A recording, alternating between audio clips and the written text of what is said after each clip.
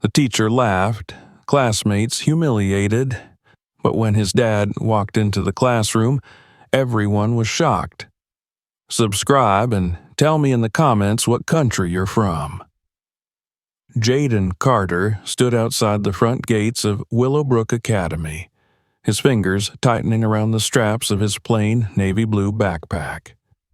The school loomed before him like a fortress of glass and red brick, its arched windows gleaming in the morning sun, banners fluttering with the school crest, a golden hawk in flight, circled by Latin words he didn't understand. Around him, the street buzzed with activity. Sleek black cars and polished SUVs pulled into the drop-off zone, releasing children in pressed uniforms and patent leather shoes. Their hair was tidy, their coats monogrammed, and their parents wore expressions of certainty, as if nothing bad had ever happened to them, and nothing ever would. Jaden shifted his weight from one foot to the other, watching as a blond boy with a perfect part in his hair stepped out of a Tesla and high-fived his father. A girl with designer glasses hugged her mother tightly, her pearl-studded headband glinting in the light. Jaden's ride, a dusty gray sedan with a cracked rearview mirror, had disappeared around the corner the moment he closed the door behind him. His father didn't linger, not because he didn't care, he just didn't believe in long goodbyes, especially not in public. He took a deep breath and stepped through the gates, his heart thudding in his chest. Inside the main hallway, the floors gleamed under fluorescent lights, and the air carried a crisp sterility, like new textbooks and lemon-scented polish. Lockers lined the corridor in perfect rows, each one spotless, each one bearing the etched names of students with last names that appeared in real estate ads or on bronze plaques in city libraries. Jaden found his locker, number 318, squeezed between two taller boys who barely acknowledged his presence. As he fumbled with the combination, he caught the tail end of a conversation between them. "Dad said we're flying to Vail for Christmas." "Nice. Mine booked Paris again. He said Aspen's too common now." Jaden didn't say anything. He didn't have stories like that to contribute. His father didn't fly to Vail or Paris. He left at 5 in the morning and came home late, always quiet, always composed, with lines of fatigue etched into his face like secrets he would never share. At homeroom, Jaden took his usual seat in the third row by the window. The room slowly filled with the hum of conversation and the occasional burst of laughter. That's when Miss Silver walked in. Tall, blonde, and impeccably dressed in a soft gray pantsuit, Miss Silver commanded the room with an elegance that was both impressive and unnerving. Her heels clicked purposefully against the linoleum, and her perfume, a sharp, floral scent, announced her presence a full 3 seconds before she entered. She was the kind of teacher who never raised her voice because she didn't have to. Her authority came from the tightness of her smile and the precision of her words. "Good morning, class," she said, placing a neat leather folder on her desk. "Good morning, Miss Silver," came the chorus of voices, bright and eager. Jaden said it too, a half-second behind the others. Miss Silver's eyes flicked to him briefly, then moved on. The day unfolded in its usual rhythm. Math with Mr. Dennis, who always forgot Jaden's name. Science with Miss Joe, who didn't forget it but rarely called on him. And art with Miss Kerrigan, who seemed to believe he had a habit of drawing too dramatically. But it was in social studies with Miss Silver that the subtle erosion of Jaden's place truly took shape. That day they were discussing the judicial system, and Miss Silver posed a question about the role of the Supreme Court. Jaden, who had read ahead the night before, raised his hand. "Yes, Jalen?" she said, mispronouncing his name again. "Jaden," he corrected softly. The Supreme Court makes decisions that can overrule laws if they're unconstitutional. There was a brief pause. Miss Silver arched one brow. Yes, that's correct, she said, the words slipping out reluctantly. She turned her gaze to another student. Emily, can you elaborate on that? Emily, seated in the first row, repeated nearly the same explanation, adding little. Miss Silver smiled warmly and said, Very good, Emily. That's exactly right. Jaden felt the heat rise in his cheeks, not from embarrassment, but from the silent weight of being invisible even when he was heard. This wasn't the first time, and he doubted it would be the last. Later, during art, he sketched a scene of a small figure standing in a courtroom while towering, faceless judges loomed above. Miss Kerrigan passed behind him, paused, and said, Jaden, maybe try something a bit more cheerful next time, yes? He nodded, even though he hadn't drawn the piece for her approval. That afternoon, as he packed his things, Miss Silver handed out the next class assignment. I'd like each of you to prepare a short presentation on the profession of one of your parents, she said. Keep it under 3 minutes. Visual aids encouraged. You'll be presenting next Monday. The room erupted with chatter.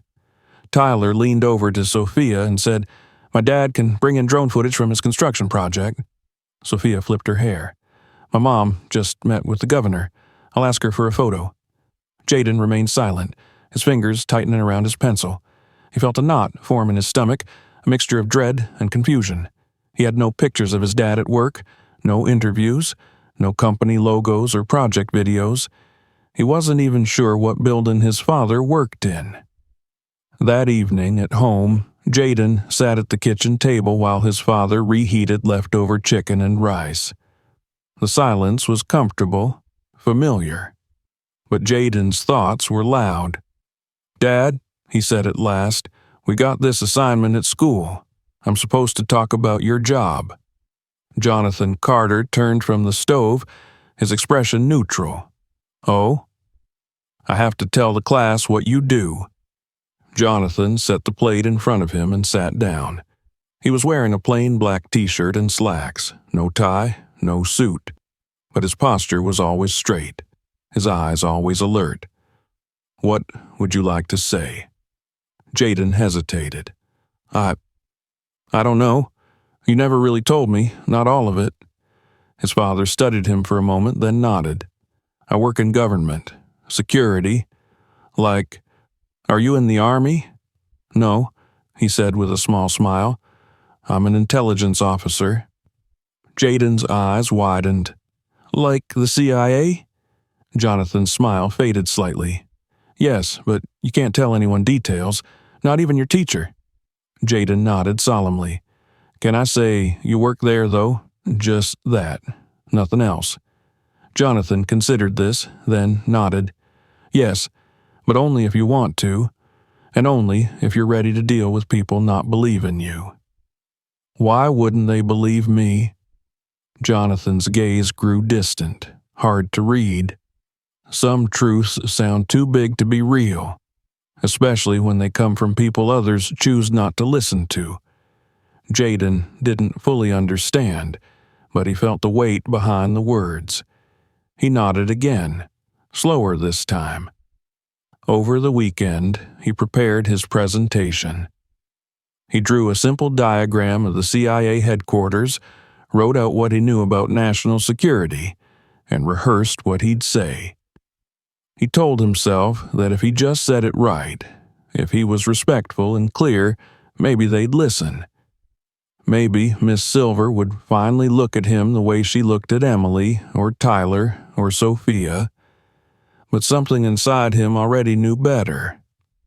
Monday arrived with the weight of expectation pressing heavily on Jaden's shoulders. The halls of Willowbrook Academy buzzed with the low murmur of excitement. Students streamed into their classrooms with colorful poster boards, USB drives, and trifold displays in hand. Some carried props, model airplanes, miniature buildings, or framed photographs of their parents with celebrities or senators. Jaden clutched his carefully folded diagram, tucked inside a simple folder, and slid into his seat near the window. His stomach churned, not from breakfast, he'd barely touched it, but from the uneasy anticipation that had shadowed him all weekend. Miss Silver entered the classroom precisely at 8:15, her heels echoing against the floor like a metronome. Her tailored cream blouse and fitted navy skirt matched her clipped, precise movements.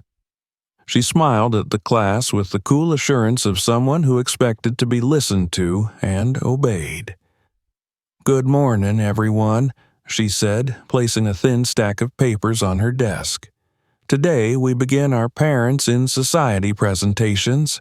I trust you've all come prepared." A few students nodded eagerly. Others straightened their projects with practiced flair.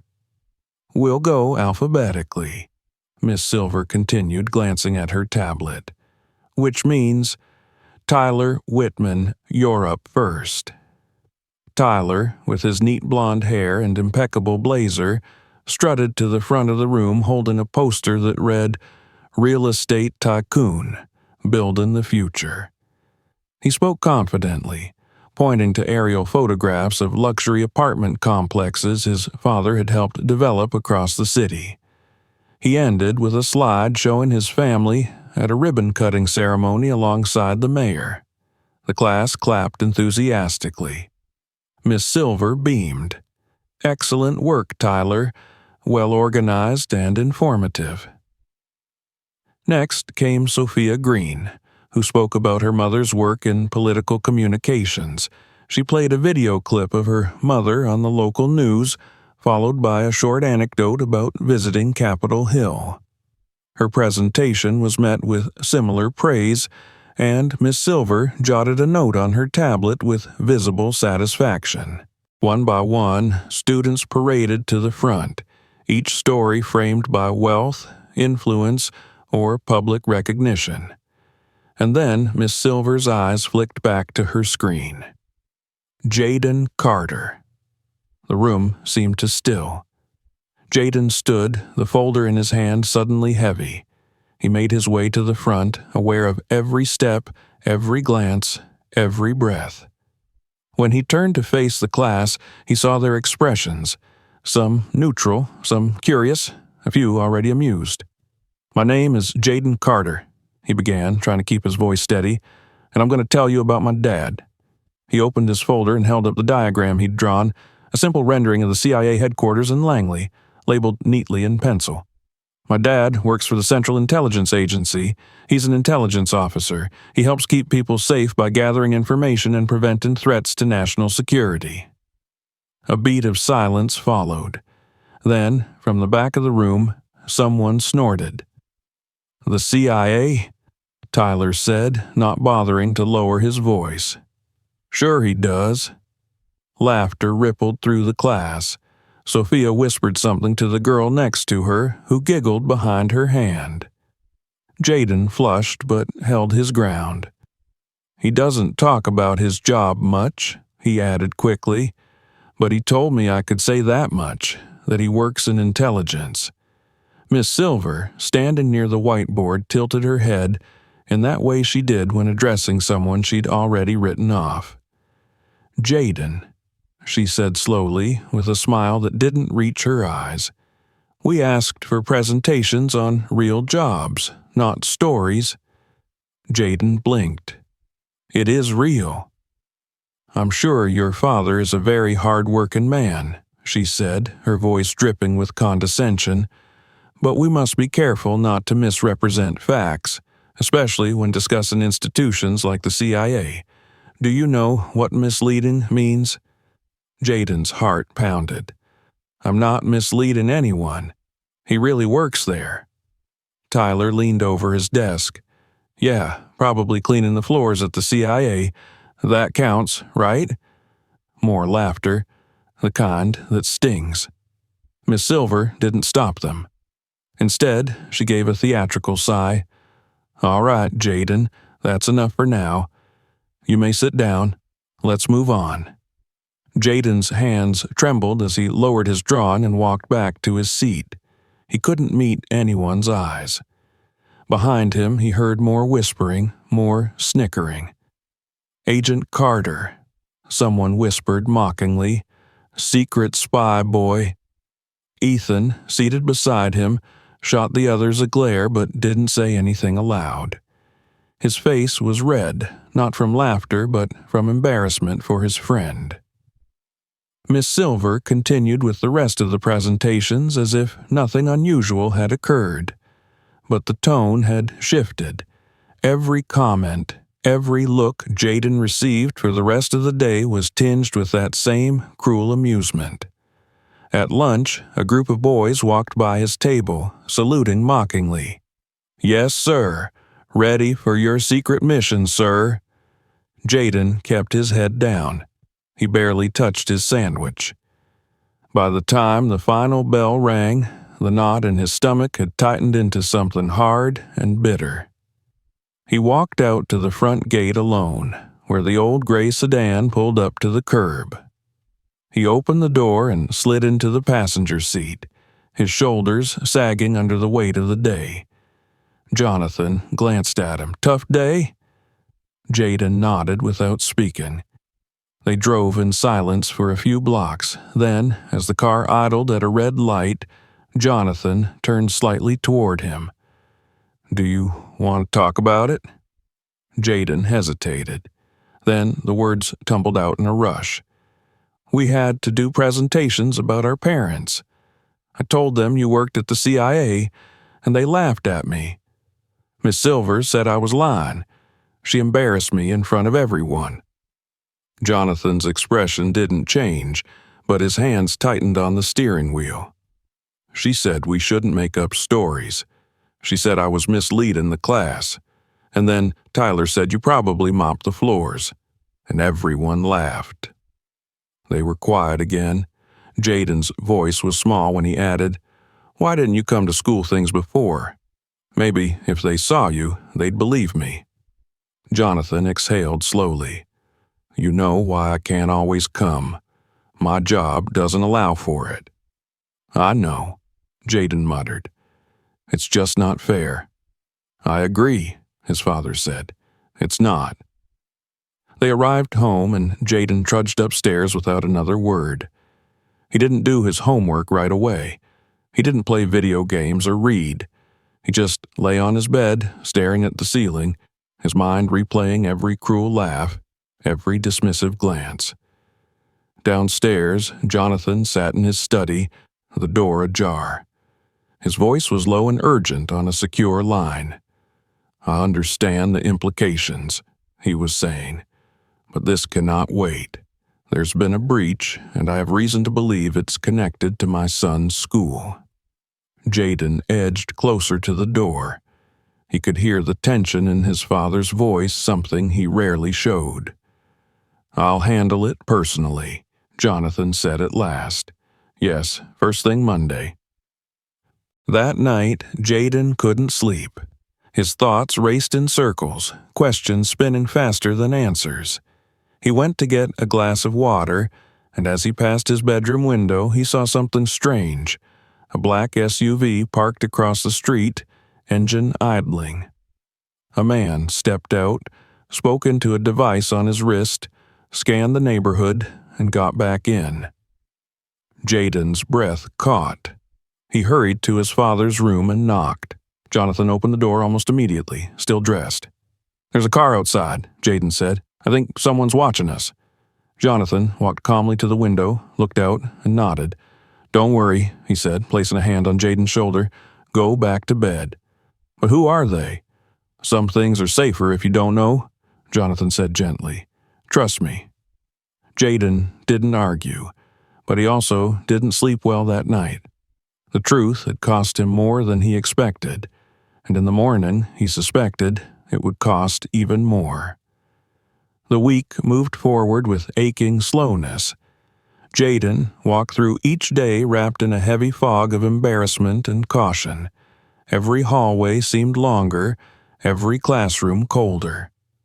The students at Willowbrook Academy, already predisposed to see him as an outsider, had found fresh material for mockery. The nickname Agent Carter had taken on a life of its own. They whispered it behind his back, wrote it on the corners of worksheets, even scribbled it on a bathroom stall door, as if it were something absurd and laughable rather than anything to be respected.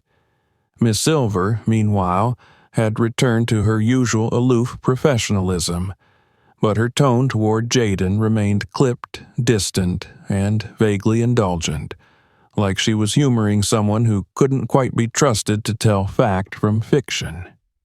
She made no further comments about his presentation, but the damage had already been done. Jaden bore the burden in silence. The only respite came from Ethan, who had grown noticeably protective, walking with him between classes and deflecting some of the more obvious taunts. But even Ethan, for all his kindness, seemed unsure whether to fully believe Jaden's claim. There was a hesitation sometimes in his voice, a cautiousness in how he spoke about Jaden's father. Jaden couldn't blame him. No one else believed him. Why should Ethan be any different? The announcement came midweek. Willowbrook Academy would host its annual Parent Day on Friday. The students were told their parents were welcome to attend classes, participate in discussion groups, and meet the faculty. Excitement stirred through the halls again. Tyler boasted that his father would give a talk on entrepreneurship.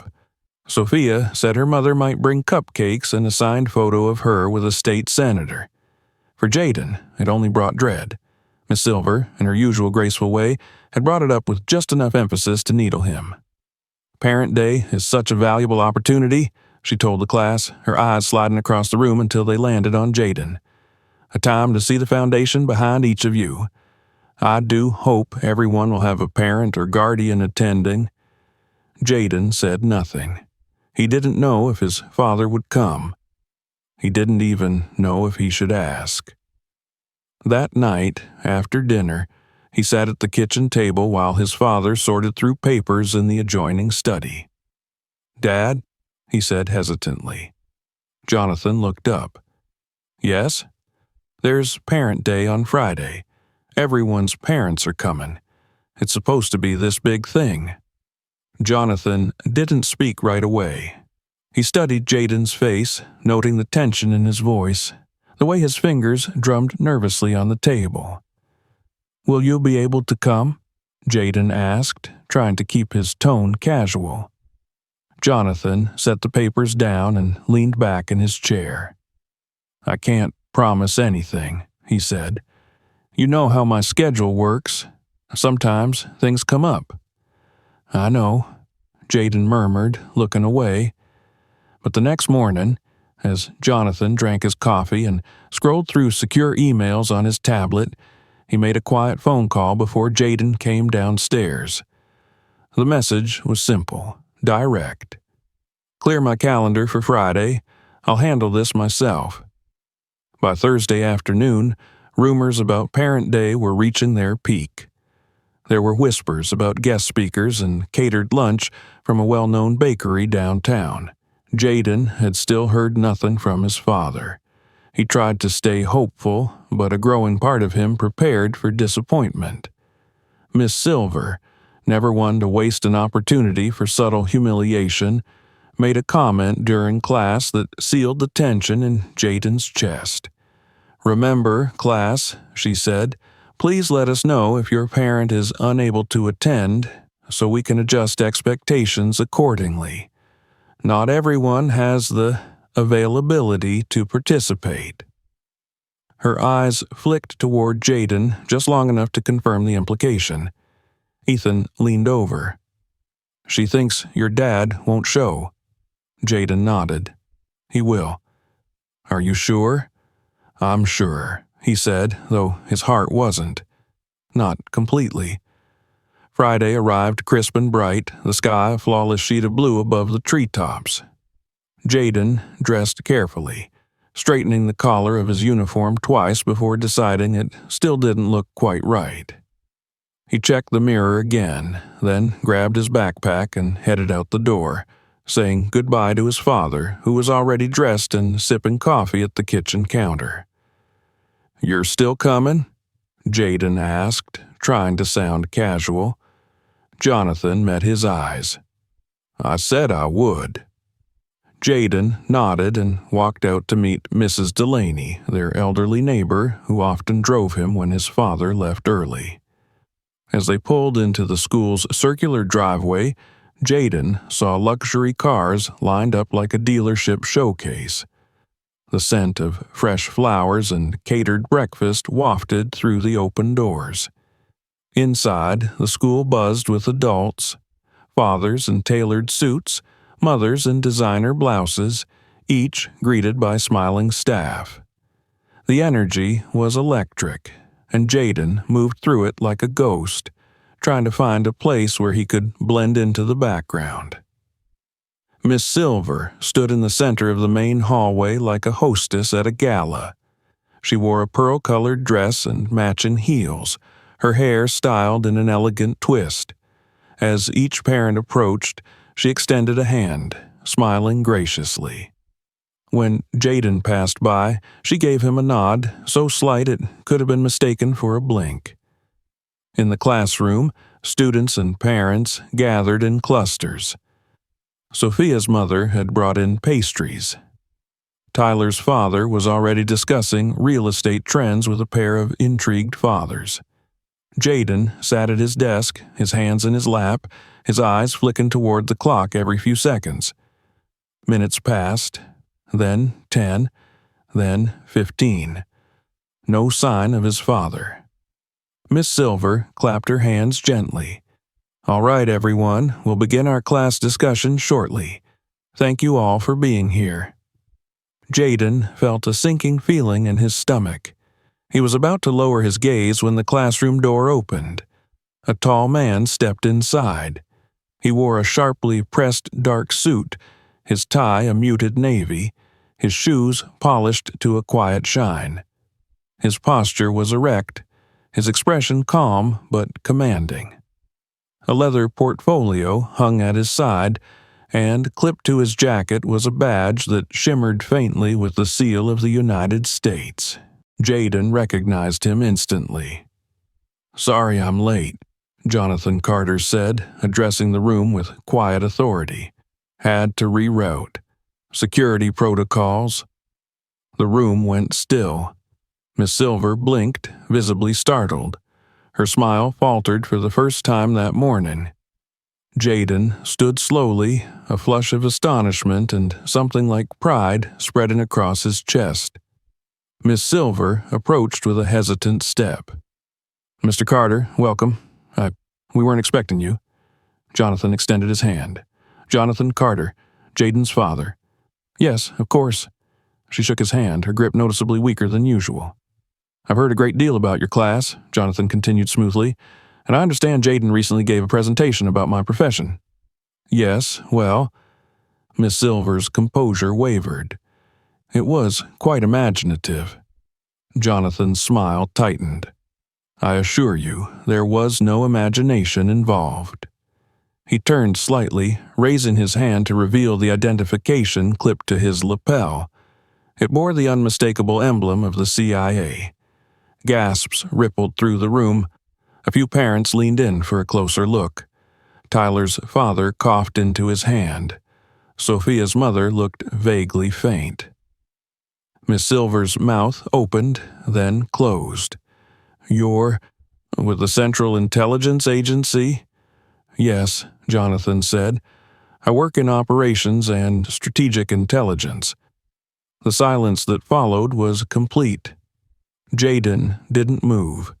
He watched it unfold like a scene in a movie, his father standing in the center of the room with an air of quiet control, while the people who had mocked and dismissed him now scrambled to reframe everything they thought they knew. "I'm also here," Jonathan added, "because our office flagged a potential breach of digital security originating from a private education network in this district. We've traced unauthorized data access attempts to several locations, including this one. As a precaution, I've been asked to personally verify the situation." Miss Silver paled. See, that's quite serious." "It is," Jonathan agreed, "but I'll speak with your administration separately. For now, I'd just like to observe." He stepped over to the desk beside Jaden's and placed a hand on his son's shoulder. "You ready, Agent Carter?" he whispered. Jaden smiled, the knot in his chest finally beginning to loosen. For the rest of the session, the room was hushed. Every word Jonathan spoke, every glance he offered, was met with deference. Miss Silver no longer questioned anything he or his son said. The other students looked at Jaden differently now, not as a joke, but as something else entirely. Something they hadn't understood before. By the time the session ended, the shift was complete. The name Carter no longer prompted laughter. It commanded silence and respect. By Monday morning, the echo of Friday's events still clung to the walls of Willowbrook Academy like the scent of perfume that lingers long after its wearer has left the room. The Carter name was no longer whispered in jest, but spoken in hushed tones of stunned fascination. Jaden stepped through the main doors with a presence he hadn't felt before, a strange, unfamiliar awareness that people were no longer pretending he didn't exist. The gazes of students followed him as he passed, no longer mocking but wide-eyed, respectful, uncertain. He walked the halls in the same uniform he had worn the previous week, the same scuffed shoes and simple backpack slung over one shoulder. Nothing about his appearance had changed, and yet everything around him had. Doors opened differently now, metaphorically and otherwise. Even the secretary at the front desk had greeted him by name that morning, her voice unusually warm. It wasn't deference, not quite, but it was the beginning of something that had long been denied to him: acknowledgement. The change extended to his teachers as well. Miss Silver, who had once regarded Jaden with barely concealed disdain, now addressed him with a careful neutrality that bordered on politeness. Her voice no longer dripped with subtle sarcasm when she said his name. There was even a faint stiffness to her tone now, as if every word she spoke to him had first been weighed and measured. That day's lesson in her class was on credibility in public institutions. An ironic topic, Jaden thought, given what had transpired. Miss Silver had barely begun the discussion when the classroom door opened and the school's principal stepped inside. He was accompanied by a stern-looking man in a dark suit who carried a slim leather folder and wore an earpiece that seemed to hum with invisible voices. "Pardon the interruption," Principal Wexler said, his tone unusually brisk. "Mr. Carter, could we borrow a moment of your time?" Jaden looked around, startled. Miss Silver blinked rapidly. "Yes," Jaden said, rising slowly from his chair. The entire class watched in silence as he left the room, the suited man gently steering him toward the administrative wing. Down the corridor, past the awards case and the library, Jaden was led into the conference room where his father sat at the head of the table, flanked by two unfamiliar men and a tablet glowing softly in front of him. Jonathan Carter looked up, his expression unreadable but calm. "Take a seat, son," he said. Jaden obeyed, glancing nervously at the others in the room. "We're closing our investigation into the attempted breach of the school's network," one of the suited men began. "Nothing major was accessed, but there's evidence the effort was part of a larger operation targeting families of government personnel." Jaden's mouth went dry. "They were trying to get to you?" he asked, looking at his father. "Not just me," Jonathan said quietly. "Other families, too. This school was chosen because of the people it serves. They were using the students to reach their parents, one of the agents added. The children of senators, judges, federal agents. It was subtle, layered into the school's digital infrastructure, but it's being dismantled now. Jaden sat back slowly, stunned. So, when you said there was a security concern, I meant it, Jonathan said, and I meant to be here when it surfaced. What happens now? There'll be changes, Jonathan said. The school will adjust protocols. The agency will continue monitoring systems tied to personnel families. You won't have to worry about that. Jaden looked down at his hands. But it started because of me. No, Jonathan said, his voice suddenly firm. It didn't start because of you, but someone underestimated you. That's a mistake they won't make again.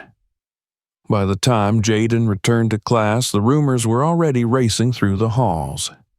Some said his father was part of a task force.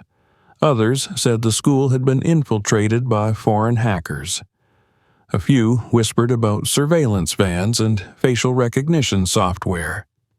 Most of it was exaggerated, some of it absurd, but none of it mocked Jaden anymore. The air of dismissal that had followed him since his first day had finally evaporated. But Jaden knew better than to think everything had changed.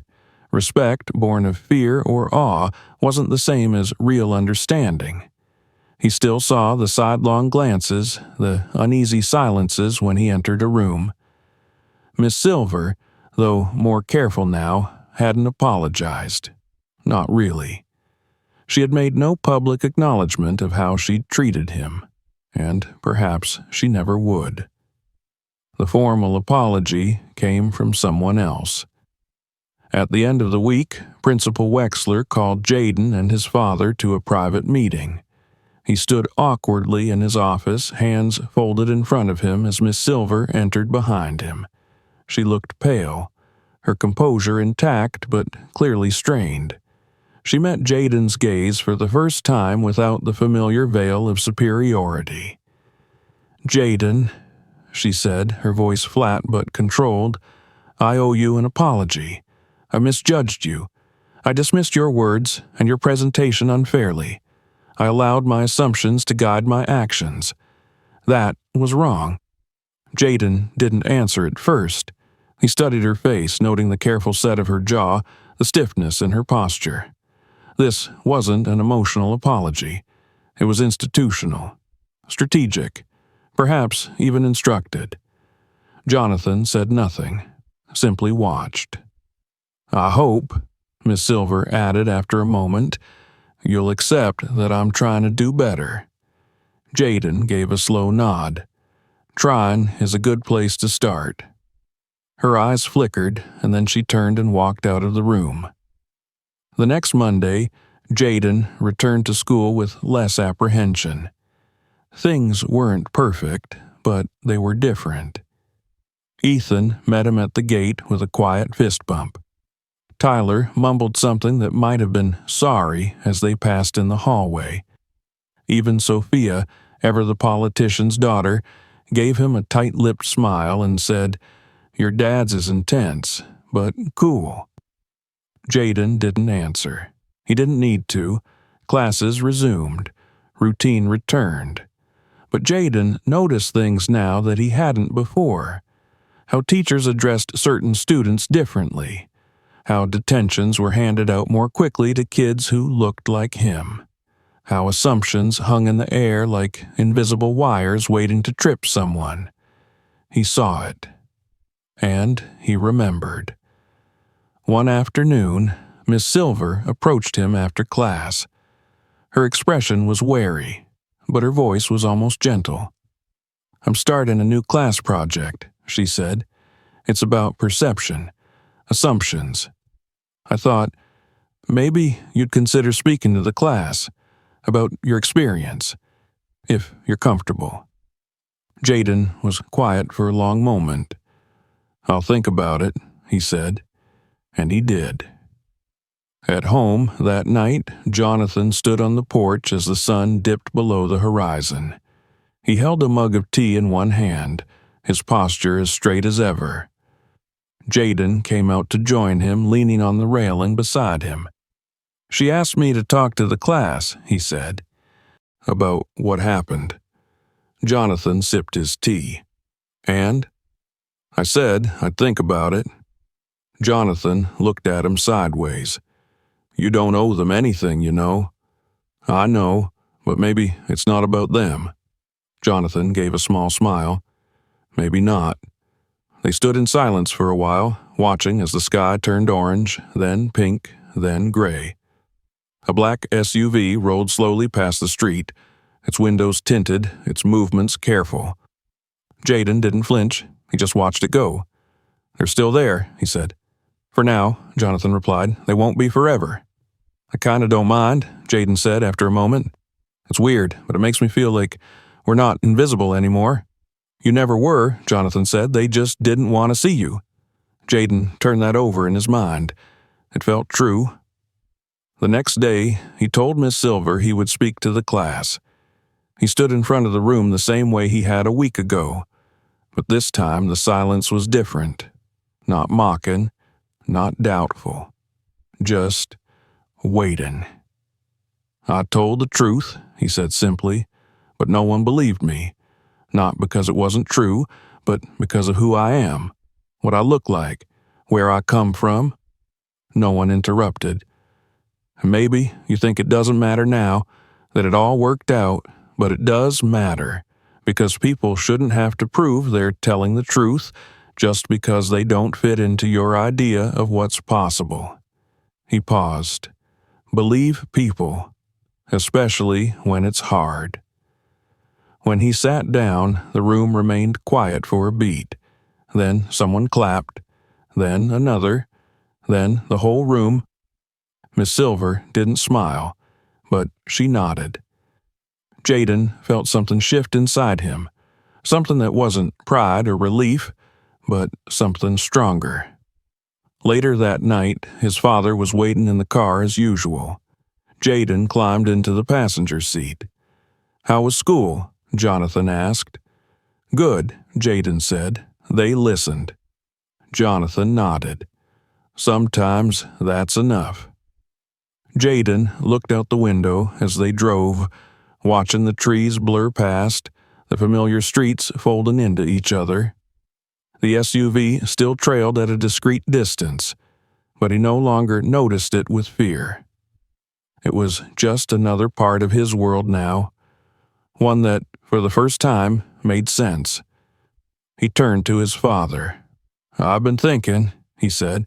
"I want to work in security too, like you, but with computers, cyber stuff."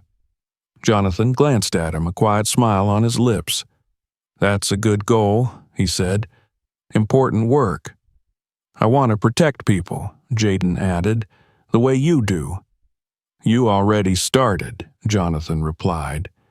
At that, Jaden leaned back in his seat, the first real calm he'd felt in weeks washing over him. Not because things had become easy, but because the hardest part, the truth, had finally come out. And nothing, he knew now, was stronger than that. If you enjoyed this story, make sure to subscribe for more. Check out the next video or explore others on the channel. And don't forget to share this one with someone who needs to hear it.